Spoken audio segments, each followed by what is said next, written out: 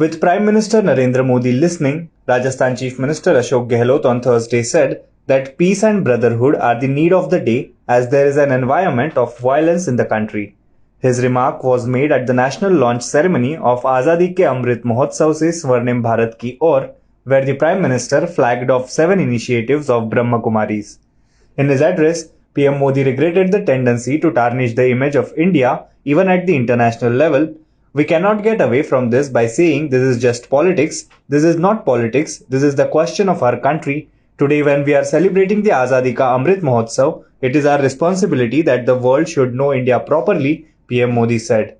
Addressing PM Modi, CM Gehlot said, "Your message will reach the corners of the country through 4,000 centers और उसी हिसाब से जो हम चाहते हैं देश में शांति, सद्भाव, भाईचारा उत्पन्न हो, मजबूत हो, जिसकी आज सबसे बड़ी आवश्यकता है, क्योंकि थोड़ा देखने में आ रहा है कि तनाव का माहौल है देश के अंदर, हिंसा का माहौल है, उससे छुटकारा मिले ये आपकी हम सबकी इच्छा रहती है।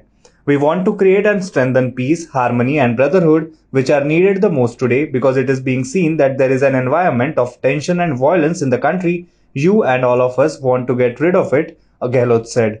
"I believe we can progress as a society and a nation only by taking the road to truth and non-violence. Where there is peace, there is development," Gehlot added.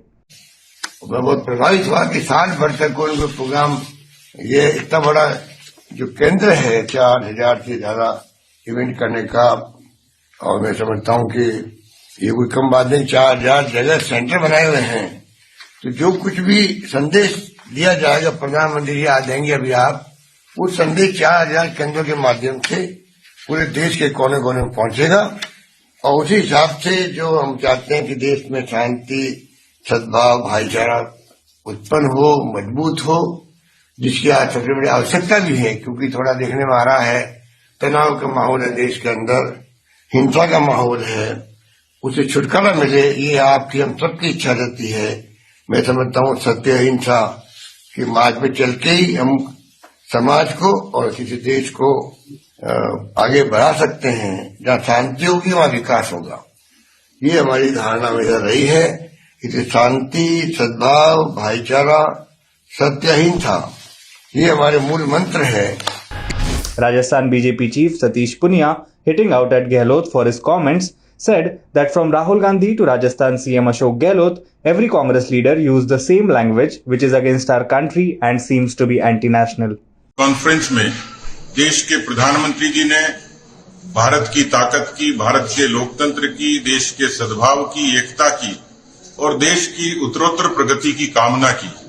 दूसरी ओर राजस्थान के प्रदेश के मुख्यमंत्री अशोक गहलोत जी आदतन अपने ही देश के खिलाफ, अपनी देश की व्यवस्था के खिलाफ, बेशक देश के यशस्वी प्रधानमंत्री जी की निंदा की आड़ में, लेकिन वो भूल जाते हैं कि वो देश पर सवाल खड़े करते हैं।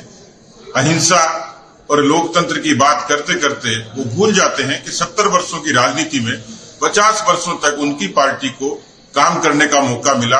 आपातकाल से लेकर अनुच्छेद 356 का दुरुपयोग उन्हीं के कार्यकाल में हुआ। इस देश में जातियों से बांटने का काम उन्हीं की पार्टी ने किया।